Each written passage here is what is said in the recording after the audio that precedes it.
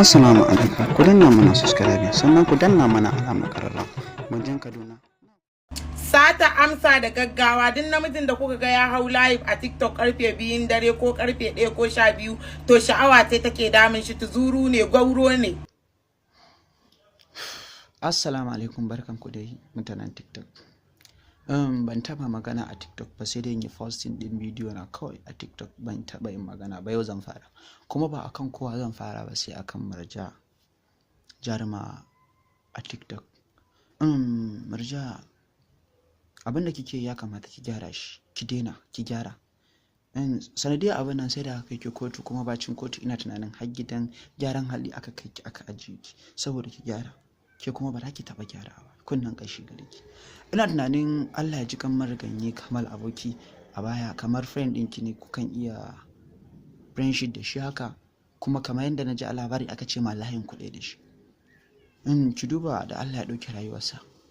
Duk abin da yake yi an yi posting ɗinsu, wasu ba a yi posting ɗinsu ba, sai bayan ya rasu wasu ake fito da shi fili akan irin abubuwan da ya yi. Ki duba irin rayuwar da ya yi. Ban ga wani bidiyo wanda aka zage shi aka aibata sa, sai dai mutane suna kyautata zaton Allah da dan aljanna. Mutane na mai fatan alkhairi, kowa na mai fatan alkhairi. Murja, a halin da ake ciki yanzu, idan Allah ya ɗauki rayuwarki, wallahi tallahi zaki da na sani. A halin da ake ciki yanzu, idan Allah ya ɗauki rayuwarki, mutanen da za su zage ki suna da yawa, hadda malamai, hadda manyan mutane, saboda abin da kike bai dace ba.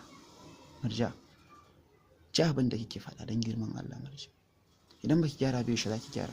Na farko zaki aure, ko Allah ya ɗauki ranki ko kuma ki aure.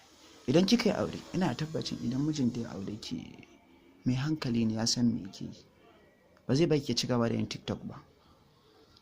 Zai tsawatar maki ki daina. Kuma ina tabbacin Allah da rai da rabo, in kika yi aure zaki haihu.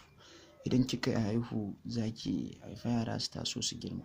Kuma duk abin da kika san kin posting a social media, ko da ke kin goge, wasu ba za su goge ba, wasu sun yi posting, wasu suna dama jira ne kawai kai aji. To yaran ki sun taso sun ga kina wannan shiru, wallahi tallahi kansu abin zagi zai zama. Mutane za a dinga nuna su ana cewa mama su ce wacce wance. Abin zagi, abin nuni, kanki sai kin yi da na sani. Dan Allah dan Allah ki gyara, in kuma baki gyara ba za ki gani.